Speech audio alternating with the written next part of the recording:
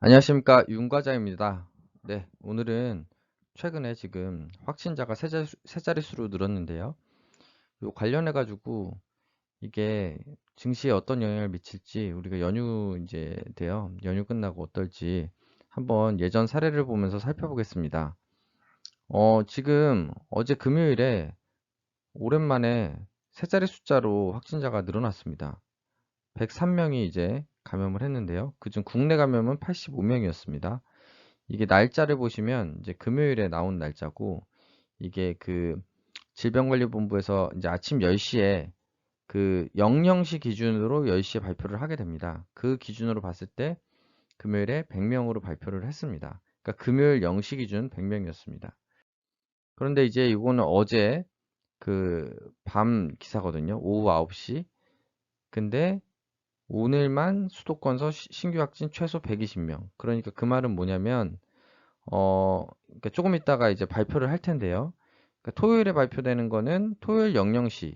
그러니까 어제 이 기사상으로 보면은 어제 확진된, 그러니까 지자체에 발표된 그 숫자들을 더해 보니까 기자가 더해 보니까 수도권에서 120명이더라. 물론 이게 통계를 내면서 뭔가 차이가 조금 있을 수는 있지만 이제 지금 토요일 발표되는 것도 결국에는 세 자리 숫자 100명 넘는 사람들이 감염이 될 것이다라는 겁니다. 그래서 지금 확진자가 계속 이제 연휴 기간 늘어날 것으로 일단 예상이 되는 상황입니다. 그러면 지금 이렇게 지금 그동안 두 자리 숫자 이렇게 잘 유지하다가 갑자기 세 자리로 늘었고 다시 이제 더 늘어날 것 같은데요.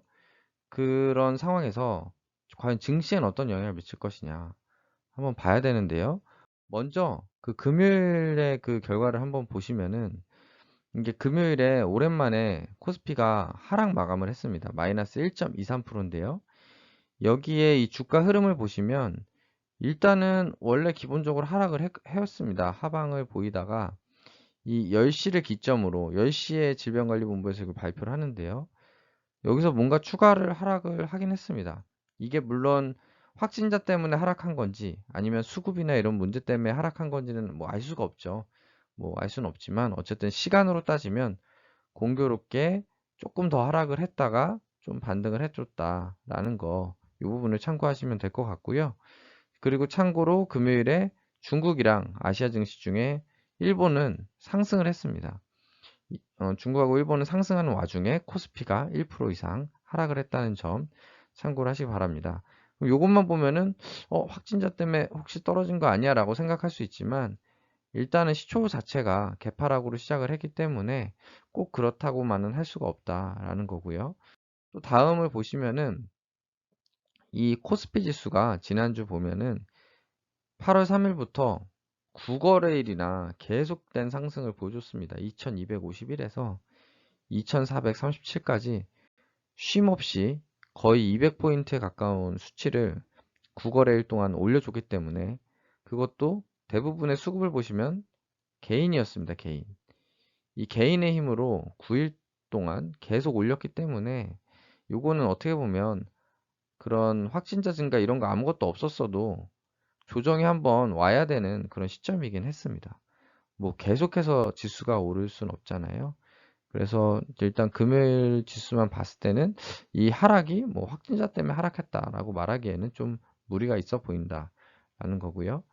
그러면은 예전에는 이렇게 확진자가 계속 늘면 주가가 어땠냐 한번 보시면은 이게 질병 이슈가 생긴 게 이제 연초부터였잖아요. 연초부터 조금씩 생기다가 보시면은 우리나라 기준으로 봤을 때 2월 말 정도, 2월 말 정도부터 조금 이제 확대가 되다가 피크를 찍은 거는 이제 3월 초 요쯤이죠.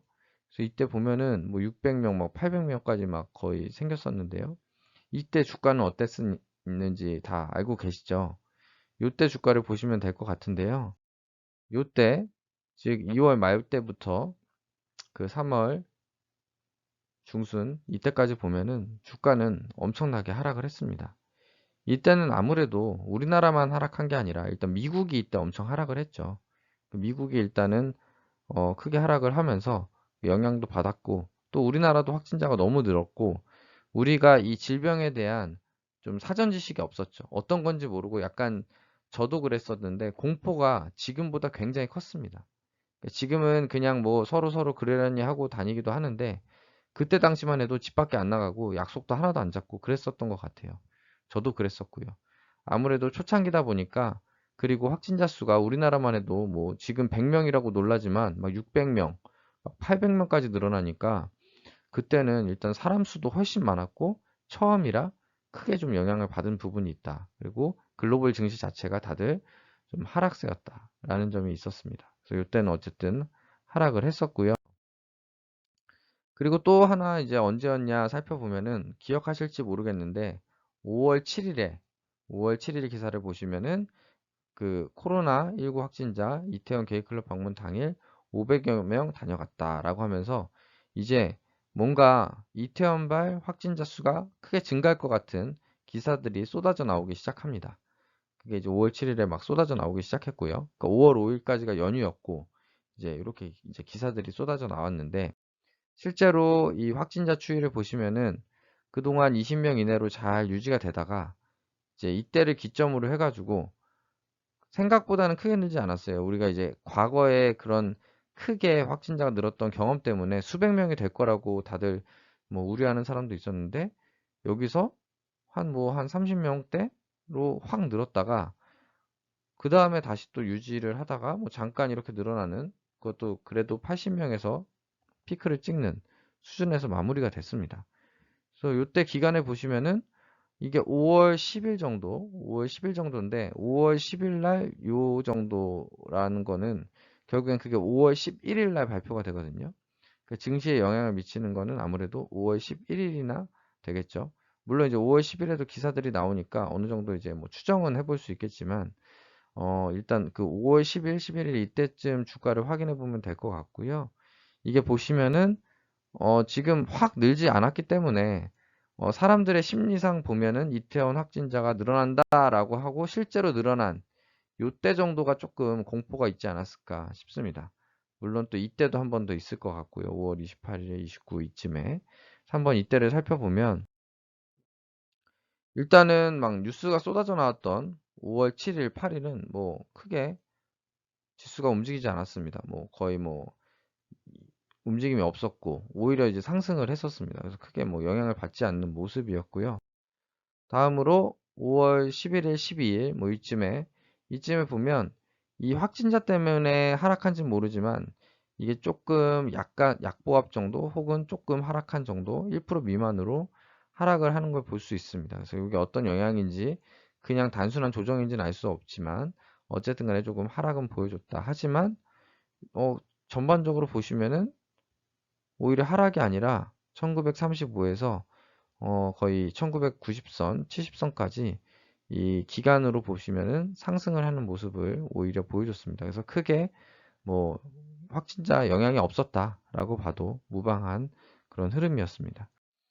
그리고 아까 봤던 5월 28일, 29 요쯤으로 보시면은 이때도 뭐 확진자 수가 80명까지 늘었었는데 아까 보시면은 뭐 오히려 영향이 없고 계속해서 그 다음에도 상승을 하는 모습을 보실 수가 있습니다. 그래서 이때는 저도 어렴풋이 기억이 나는데 왜냐면 제가 이때 아마 곧버스인가 인버스인가 들고 있었기 때문에 요거에 민감하게 제가 관심을 가졌었어요. 근데 사람들 심리가 일단은 너무 익숙해져요. 이 질병에 너무 익숙하다 보니까 확진자가 나와도 그냥 그러려니 하고 일단 뭐 50명, 뭐 60명 이런 거에 대해서 크게 뭐 반응하지 않는 그런 모습이었습니다. 그래서 거의 진짜 이거는 증시에 영향이 거의 없었다라고 저는 기억을 하고 있고요. 다음으로 보시면은 이러한 걸 보면은 이제 미국 같은 경우 보시면은 미국은 확진자가 뭐 계속해서 뭐 5만 명, 만 명대, 5만 명, 6만 명 이렇게 나오고 있습니다. 이때 주가 어땠는지 아시지 않습니까? 계속해서 나스닥을 필두로 해서 주가는 계속 올랐죠. 미국 같은 경우는 이렇게 확진자가 엄청 나오고 그러니까 인구로 비례를 하더라도 우리보다 훨씬 많은 비율인데도 계속 주가가 상승을 하는 지금 그런 모습을 보여주고 있고요. 그리고 베트남 같은 경우 보시면은 베트남 아시죠? 계속 해외 유입을 차단하다 보니까 물론 최근에 확진자가 좀 나오고 있지만 지금 다시 뭐 20명대로 줄었고요. 한동안 확진자가 뭐 아예 없었습니다. 아예 없었고 나오더라도 뭐 거의 뭐 한 자리 숫자 이내로 많이 나오고 이런 상황으로 오래 베트남이 유지했습니다. 그래서 제가 하고 싶은 말은 마지막으로 뭐냐면 근데 베트남 증시가 올랐냐 이거죠. 이 기간에 제가 베트남도 ETF를 갖고 있기 때문에 알고 있는데요. 이 기간에 베트남 지수 뭐 하나도 안 올랐습니다. 그러니까 미국은 오히려 엄청 오르고 베트남은 오히려 안 오르고. 그러니까 그래서 제 생각은 이제 정리를 해보면 이제 질병 이슈 초기에는 이제 두려움이 있기 때문에 그 영향을 많이 받았고 이제 글로벌 증시 전체적으로 다 조정을 받다 보니까 코스피도 영향을 많이 받았지만 그 5월에는 오히려 이제 영향을 좀 받지 않았고 우리 국민들이 좀 국민성이 뛰어나서 금방 좀 안정화시키는 그런 사례를 한번 좀 확인을 했다라는 거고요. 그렇기 때문에 이번에 좀 이제 연휴 때 조금 뭐 더 늘어나는 추이를 보일 수 있지만 제 개인적으로는 워낙 우리나라 사람들이 마스크도 잘 쓰고 다니고 하기 때문에 금방 다시 두 자릿수로 잡지 않을까 하는 기대를 조금 해보고 좀 기원을 하고 있습니다. 그렇게 조금 확진자가 줄어야 우리가 일상생활을 하니까요. 그래서 이런 이제 확진자 수랑 이 증시랑은 뭐 지금 큰 연관성은 없는 것 같다. 오히려 경제 정책이나 그런 유동성, 그리고 사람들의 심리 이런 게 더 중요하지 단순히 확진자 수가 중요할 것 같지는 않습니다. 그래서 혹시라도 이제 연휴 때 막 지금 뭐 100명 수준이 아니라 500명, 600명 이 정도로 막 급증하는 모양만 보이지 않는다면 화요일 주식시장 열릴 때 우리 증시에 이 적어도 증시가 좀 조정은 받을 수 있겠지만 그 조정이 확진자 때문에 조정이 오는 게 아니라 그냥 그동안 많이 올랐기 때문에 쉬어가는 그 정도의 조정이 오지 않을까 싶습니다. 그래서 확진자는 아주 크게 급증하지만 않으면 크게 걱정하지 않아도 될 것 같다라는 생각입니다. 예. 그럼 남은 연휴 모두 잘 보내시고요. 어쨌든 확진자가 급증하고 있으니까 야외 다니실 때 꼭 마스크 쓰고 다니시기 바라겠습니다. 항상 시청해주셔서 너무 감사드립니다. 감사합니다.